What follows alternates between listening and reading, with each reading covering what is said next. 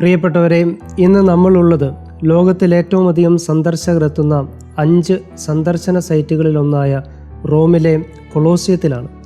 പുരാതന റോമൻ സാമ്രാജ്യത്തിൻ്റെ ഗതകാല പ്രൗഢി വിളിച്ചോടുന്ന ഈ ഫ്ലാവിയൻ ആംഫി തിയേറ്ററിൻ്റെ നിർമ്മാണം AD 72 വെസ്പാസിയൻ ചക്രവർത്തി ആണ് ആരംഭിച്ചത്.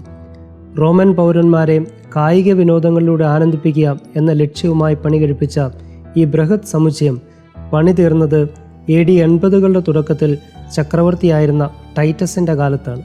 അടിമകളും യുദ്ധ തടവുകാരുമായിരുന്ന ഗ്ലാഡിയേറ്റർമാരും മനുഷ്യരും മൃഗങ്ങളും തമ്മിലുള്ള ഏറ്റുമുട്ടലുകളും രക്തം ചിന്തലുകളും കണ്ട് ആർത്ത് വിളിക്കുവാൻ ഏകദേശം 500,000-ലധികം കാണികൾ ഇവിടെ ഒത്തുകൂടുമായിരുന്നു എന്നാണ് ചരിത്രകാരനായ താച്ചിത്തൂസ് പറയുന്നത്.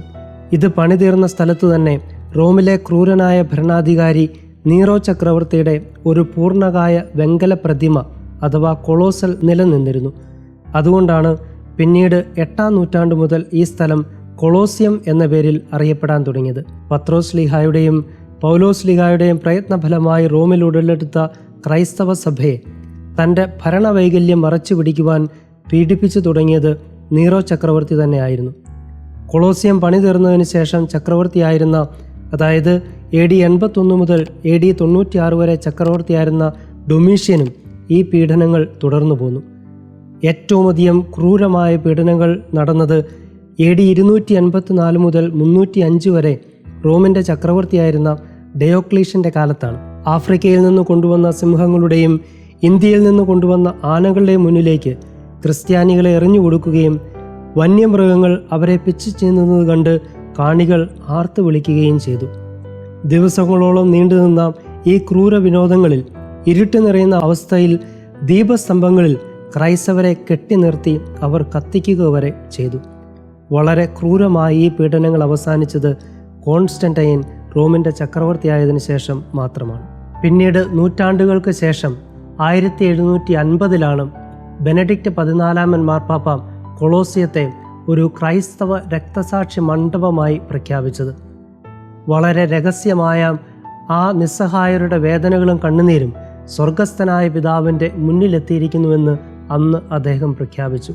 പിന്നീടും കാലങ്ങൾക്ക് ശേഷം 1964-ൽ പോൾ 6 മാർപ്പാപ്പയുടെ കാലം മുതലാണ് ദുഃഖവെള്ളിയാഴ്ചകളിൽ പരസ്യമായ കുരിശിൻ്റെ വഴി പതിവ് പോലെ ഇവിടെ നടത്തി വരുന്നത്. 10,000-കണക്കിന് ആളുകളാണ് എല്ലാ ദുഃഖവെള്ളിയാഴ്ചയും കൊളോസിയത്തിലെ കുരിശിൻ്റെ വഴിയിൽ എത്തിച്ചേരുന്നത്. പ്രിയപ്പെട്ടവരെ, നിസ്സഹായരും നിരാലംബരുമായിരുന്ന ആ മനുഷ്യർ ഈശോയിൽ വിശ്വസിച്ചു എന്ന ഒറ്റ കാരണത്താൽ പീഡിപ്പിക്കപ്പെട്ടപ്പോൾ അവരുടെ കണ്ണുനീരും വേദനയും അന്ന് ആരും കണ്ടില്ല. അവരുടെ നോവ് കണ്ടവർ അതിൽ സന്തോഷിക്കുകയും ആർത്ത് വിളിക്കുകയും ചെയ്തു.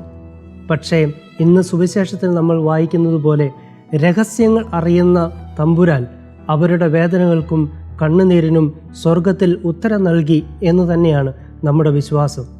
എവിടെ ക്രൈസ്തവ സഭ ഏറ്റവും അധികം പീഡിപ്പിക്കപ്പെട്ടുവോ അവിടം തന്നെ കത്തോലിക്ക സഭയുടെ ആസ്ഥാനമായി മാറിയെന്നത് ചരിത്രത്തിൻ്റെ കാവ്യനീതിയാവാം. ഇന്ന് ക്രൈസ്തവർ ഏറ്റവും അധികം പീഡിപ്പിക്കപ്പെടുന്ന ആഫ്രിക്കയിലാണ് ഏറ്റവും അധികം മാമോദീസകൾ നടക്കുന്നത് എന്നുള്ള കഴിഞ്ഞ ഈസ്റ്റർ ദിനത്തിൻ്റെ കണക്കുകൂടി ഈ അവസരത്തിൽ കൂട്ടി വായിക്കാവുന്നതാണ്. രഹസ്യങ്ങൾ അറിയുന്ന നമ്മുടെ സ്വർഗസ്ഥനായ പിതാവ് നമുക്ക് പ്രതിഫലം നൽകും. തോബിത്തിൻ്റെ പുസ്തകത്തിലേക്ക് വരിക. വളരെ രഹസ്യമായി തോബിത്ത് ചെയ്തൊരു നന്മ ആരും, അദ്ദേഹത്തിൻ്റെ കുടുംബാംഗങ്ങൾ പോലും കണ്ടില്ലെങ്കിലും സ്വർഗസ്ഥനായ പിതാവിൻ്റെ മുന്നിലെത്തി. അവനു വേണ്ടിയിട്ട് റഫായേൽ മാലാഖ ദൈവസന്നിധിയിൽ നിന്നും അവൻ്റെ അടുത്തേക്ക് എത്തുകയാണ്. തോബിത്തിൻ്റെ മരുമകളായ സാറായുടെ കണ്ണുനീർ ആരും കണ്ടില്ലെങ്കിലും തമ്പുരാൻ കണ്ടു. അവളുടെ സഹായത്തിനും ദൂതൻ എത്തുകയാണ്.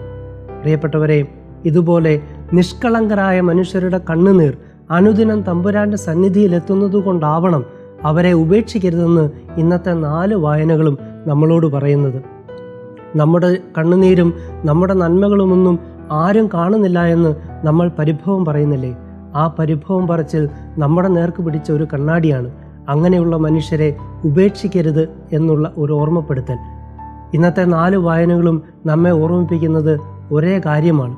നിനക്ക് ചെയ്യാൻ കഴിവുള്ള നന്മ അത് ലഭിക്കാൻ അർഹതയുള്ളവർക്ക് നിഷേധിക്കരുത് എന്ന തിരുവചനം.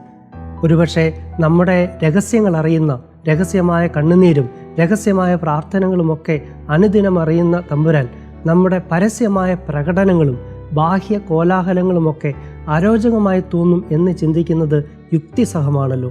അതുകൊണ്ട് ഈ നോമ്പുകാലം നമ്മുടെ ബാഹ്യമായ പ്രകടനങ്ങളും ബാഹ്യമായിട്ടുള്ള കോലാഹലങ്ങളുമൊക്കെ ഒന്ന് ഒതുക്കി വെച്ച് തമ്പുരാൻ്റെ സന്നിധിയിൽ തനിച്ചിരിക്കുവാനായിട്ട് അവൻ്റെ ശാന്തതയിൽ എൻ്റെ രഹസ്യങ്ങൾ അവനുമായി പങ്കുവെച്ചുകൊണ്ടൊന്നിരിക്കുവാൻ നമുക്ക് സാധിക്കട്ടെ എന്ന് പ്രാർത്ഥിക്കുന്നു. ആമേൻ.